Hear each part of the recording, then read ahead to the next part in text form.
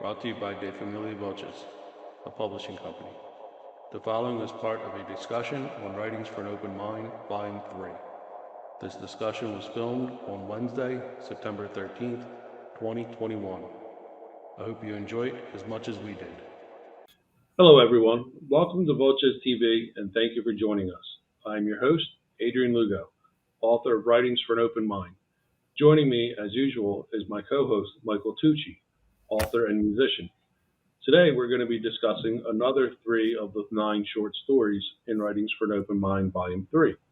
The 3 stories that we'll be discussing are The Gold Cow, this guy here, my cursor works, The Gold Cow, Well, Is He?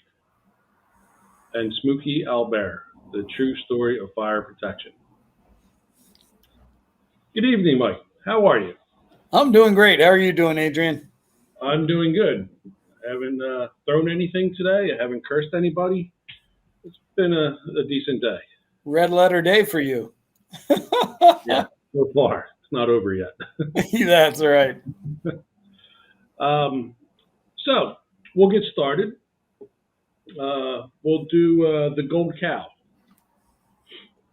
So I thought this was such a great take on a classic biblical story. And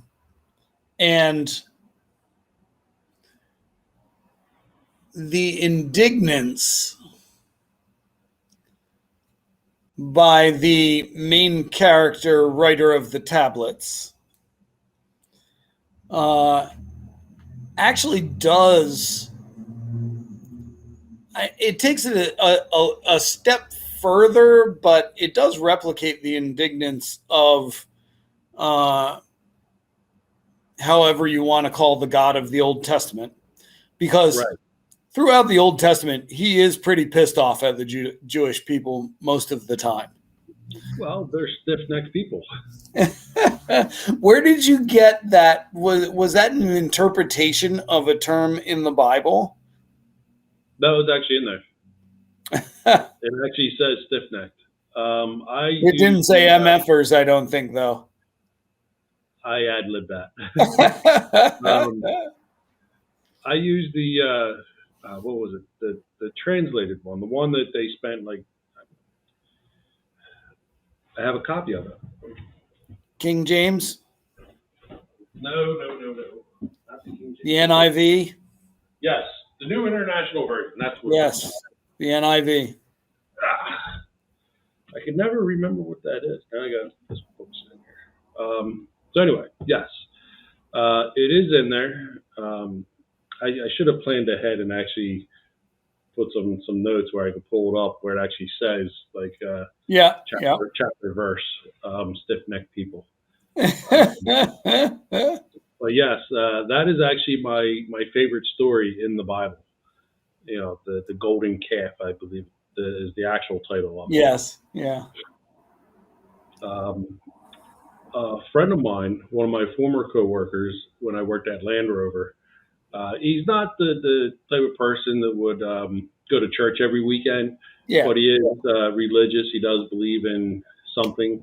And I gave him, when I originally published Volume 3, it was consisted of 5 short stories. And I think there was 5 new poetries or writings that I had done. And I included them in there. And so I gave him a copy of it to read. And I asked him what he thought. And he's like, it was good. I liked it. But the one, that one, I don't know, kind of rubbed me the wrong way. I didn't really care for it too much. It's like, which one was that? And it was the Gold Cow. Yeah. You know, he didn't think too fondly of it, you know, which I found to be, I found funny because, you know, it's basically almost word for word the story. You know, I just livened it up a bit, but that is the story. And in the actual biblical story, God does pretty much decimate the people that were worshiping that icon. Mm-hmm. You know, so they paid a steep price for that. And the other thing on the flip side of that coin is what's interesting about that story, if you take it out of the context of the belief in some superpower, supreme being, if you take it out of that context, then the story is actually a common story among ancient people, because everyone had to have a creation story. They not only had to have a creation story, they had to have stories that explain things in society and why things were in society. And so if a particular deity that they happened to be worshiping wasn't, quote unquote, providing, they'd find something else and they would worship that. As long as, look, we stopped worshiping this, we started worshiping that, and the rains came, and now we can grow our crops. And then all of a sudden they would start believing in the new thing. So that is actually a real reality amongst ancient peoples, is that far more than today, the belief systems were now granted, they're tying causality to things that have nothing to do with with why that happened, but they would tend to. So, good example, in the Roman conquest of Gaul, the Gauls were the Franks, and near the end of the Roman Empire, the Frankish tribes supposedly, before a battle, when they were praying to win in battle, they saw a cross in the sky and converted to Christianity and won the battle. So back in those ancient times, often if your people lost a battle or lost a war, they would convert to whatever that belief system was of the conquerors, because obviously their god didn't save them, or their goddesses or their pantheon didn't save them. So this other, our opponent, that works. So now we're going to believe in that stuff because that works. Yeah, I don't think they really had much of a choice in it either. It's okay, follow us or we're just going to kill you. Well, the Romans were unique in that they allowed, unless you were a Roman citizen, they allowed the people that they conquered to maintain their previous traditions as long as they weren't rebelling against the Romans. Right. But if you were a Roman, so they had a two-tiered citizenship, where a Roman citizen was someone whose bloodline would trace back to Rome. But in the lands that they conquered, you could become a second-class citizen, and you didn't have the rights of a Roman citizen, but you had more rights than a non-citizen. And they allowed a lot of those areas to continue worshiping in the way that they previously had. If you watch the movie Apocalypto, and the one scene where they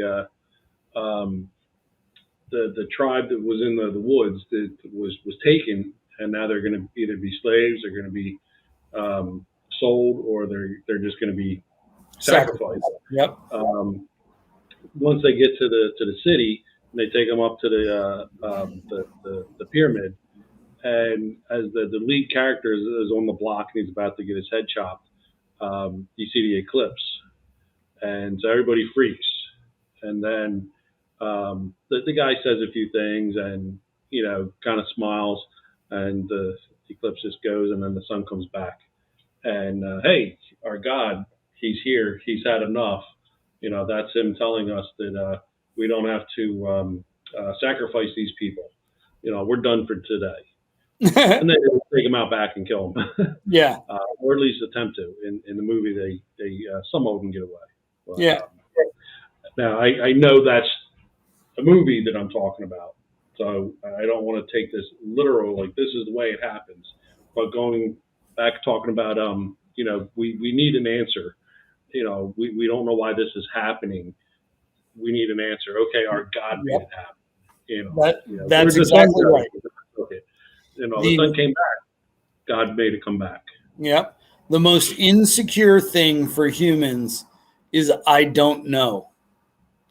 And we're also seeing that a lot in rampant conspiracy theories today and the divisions that are going on in America politically, especially, that people are way more willing to believe lies that align with what they believe than they are to believe truths that don't correlate with what they already believe. Right. That's our society today. Yeah. And on the point of, I like that you brought up that movie. I have that movie. I think it's a great movie, Apocalyptico. That's a good band. Apocalyptica, yes, is a great band. 3 cellos from Sweden. Yeah. But yeah. And one of the things that always gets me about that is so many people who believe today in New Age ideologies and the power of crystals and the power of this, that, and the other thing, and the resurgence of astrology and stuff like that. And so many of them talk about the ancient wisdom of these prehistoric civilizations, like the Egyptians and like the Mayans and everything like that. And I'm like, yeah, they did some incredible engineering feats. Absolutely. They understood mathematics. They could read the stars to figure out when the changes of seasons were. And they were definitely not that superiorly intelligent because they believed slitting the throats of 1,000 people a day would make for a good harvest or change the fortunes of a waning civilization.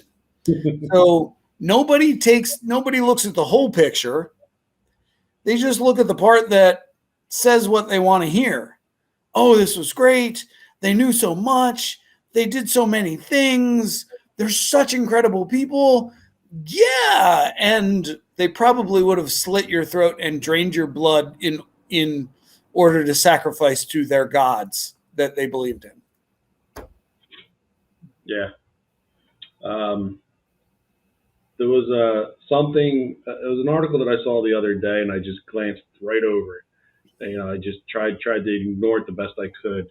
And listening to the Rachel Maddow podcast this morning as I was walking JR before work, it was actually brought up because they were talking about how the conspiracy theories and how people are being put in charge because they believe certain things. And they had talked about this one political guy who he's either affiliated with the church somehow or he actually is the church. But it's there's a company that has a gun manufacturer and a church. And the people in charge of the church, I don't know, the pastors or whoever they they actually have AR-15s, and they hold the AR-15s during the worship. So you're basically worshiping the guns. And the lead guy actually has a crown of bullets. All right, so I won't necessarily agree with you on that point, because someone who wears a flowery blazer as a priest, the congregation is not worshiping the flowery blazer that he's wearing. Someone in the churches that do the snake charming things, that often they get bitten, but they're not worshiping the snakes. They're worshiping a deity that they believe saves them from those snakes. So just because they're wearing firearms or ammunition doesn't mean that that they're worshiping that. That's an appendage. So they're worshiping something they believe in that I've never seen this. But I would actually send you a link for an article. I'm actually, but I would assume that over to, I don't think that they're necessarily worshiping the guns that this is our idol, right. This is our golden cow. It's a big part of their actual belief structure. Now, for some people in that congregation, they probably are worshiping that. It is their golden cow. And those are the people that you have to be concerned about. The people who just believe that their deity endows them with a right to protect themselves, that's a different perspective. So, and that was one of the reasons why I didn't ask to talk about the mental health exam, because I know we don't agree on these things. I respect your position completely, but I knew that probably wouldn't be a good topic to talk about. Probably not on the podcast anyway. Yeah. But yeah, I don't even remember what made me come up with that one. I don't remember what inspired it or what made me actually sit down and okay, this is what I'm gonna write this out. But I do remember writing it. It was actually after I came back from Puerto Rico, because I was staying at my friend's house in Chester, and I just started writing. And the actual title, Mental Health Evaluation 2081. I wrote it in 2018. I'm dyslexic, or at least I appear to be dyslexic at certain times. But anyway, moving on. Anything else with this particular story, the gold cow? Which actually I had a graphic of an actual gold cow, but I deleted it. It's in the book. Well, no, I like the gold bull. No, I thought it was a good commentary on a classic story, to make people think. And making people think is always a good thing. Even if somebody screams and yells because they don't agree with something, if it makes them think, that's a good thing. Even if it doesn't change their mind in the end, it made them spend more time evaluating their position than they did prior to that. I realized or noticed in the last few years, particularly, I think it started while I was in Puerto Rico, but definitely after returning from Puerto Rico, where I think about a lot of different things now. Mm-hmm. And I actually will put thought into something. If somebody says something, I will put thought into it. Like, wow, what does that mean? I never thought of it that way. Or I'll question it. the phrase, the man, the myth, the legend. Somebody had said that at work when I worked at Land Rover. I was like, wait a minute, man, myth, a legend. That's not a compliment. I was like, no, it's not. So I I've actually never have, really put thought into it as far as like the meaning behind it. I hear it, it's just in one ear and out the other, but I actually took a moment to think about it. well, so that's actually a really good statement that you brought up. So I have a book that is written by a well-known British historian.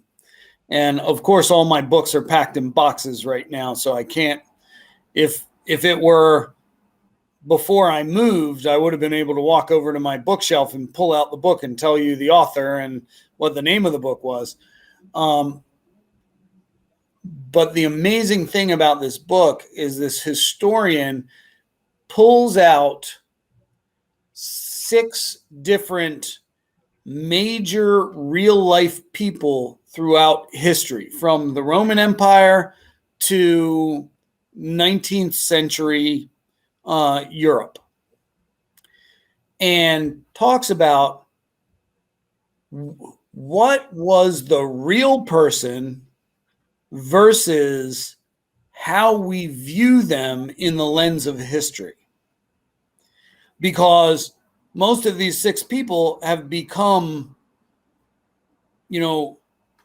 almost mythological in their stature, especially among their communities or people who study their eras. So it's really interesting because this delves into the good, the bad, and the ugly of these people that we have these pre-framed hero ideas about. No, you can't come up. You gotta sit down. You want to say hi first? Hi, JR. Hey, buddy. Come on. Sometimes I think he's German and Irish, as stubborn as he is.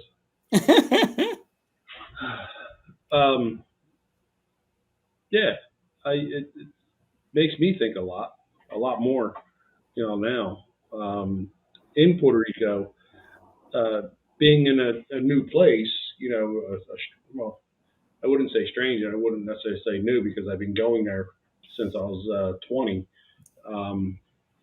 But actually, like living there now, so it's definitely different. And then trying to work, and as working as a personal trainer, when you have all these other trainers that are there, and people know how do I stand out, and it just made me come across as an asshole because I'm pointing out everything that people are doing wrong, which is a big problem that I have with personal training and fitness in general, where people can get a lot of business just because people like them, not because they're actually doing a good job. Oh, absolutely. Or that they know what they're doing.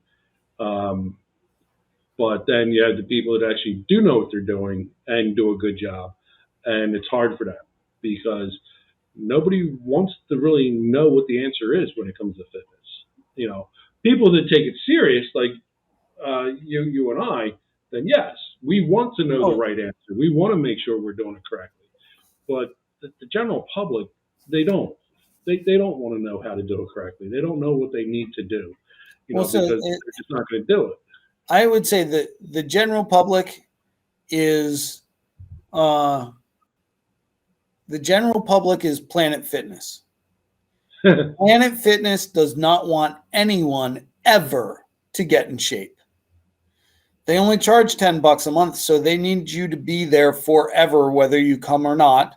Mm-hmm. And if you do get into shape, then you become intimidating to the other people there, and they want you to leave. Which kind of throws that whole no judgment zone right out the window. Exactly. Especially no judgment zone when you run a commercial that has a dude that's built to the nines, and you make him out to be a moron and usher him out the back door. If you really wanted to get in good shape, he's probably the guy that you should talk to. Yeah.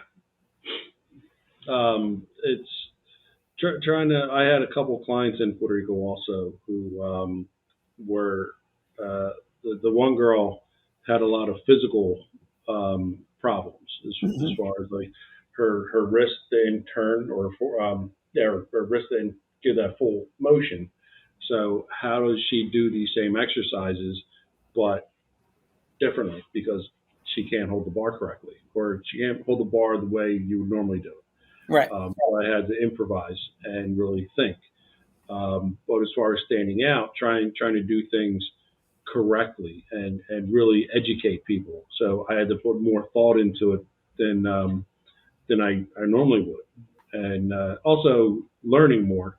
Because now it's like, okay, I really want to Yeah. get into nutrition, so I need to learn more about nutrition Hmm. than that. I don't want to be limited. So but just I think that's where I first noticed it in Puerto Rico, and then talking with other people there. Um, One of there's a husband and wife that I worked for doing yard work, and both highly educated. The husband, I really got a kick out of talking with because he's German. He's from Germany, and the wife is Puerto Rican. She's from Puerto Rico, but they both met in school in I forget what university they went to, but that's where they met in the Hmm. states. And then they lived in actually not too far from where I grew up in South Jersey. They lived in Atco. I lived in Williamstown, which I don't know how far it is, but I know it's not that far. It's not close, but it's not far. Um, so I thought that was kind of interesting when I Yeah. first met them and got to talking to him. But talking with him, like with the knowledge that he has and the different fields that he's worked in, because they were both retired in the early '60s. So I really got a good kick out of talking with him. Plus, now I get to learn about another country. I've never been to Germany, Yep. so I get to learn about Germany talking with him and all. So it's trying to encourage people to think, which is kind of what I do in my writings, and it's in this book. If you ever noticed, like the dots and dashes Oh yeah. throughout, I'm hoping that somebody actually pays attention to it and questions And what looks is it it. up on Morse code. Yes, I was trying not to give it away what it was, but Well, actually dots and dashes. For someone talk. my age, dots and dashes means Morse code.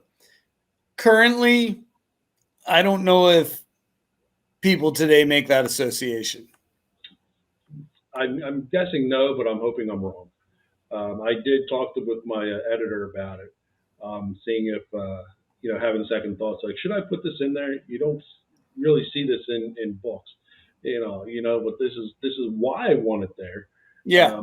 But should I keep it? And she goes, yeah, because it made me look it up. I knew what it was, I just didn't know what it said. So I had to take that step to look up. So, okay, so at least there's one person.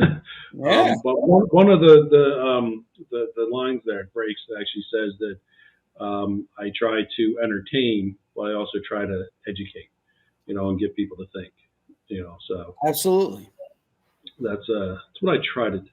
More entertain than anything. But anything else? Nope. All right, we will move on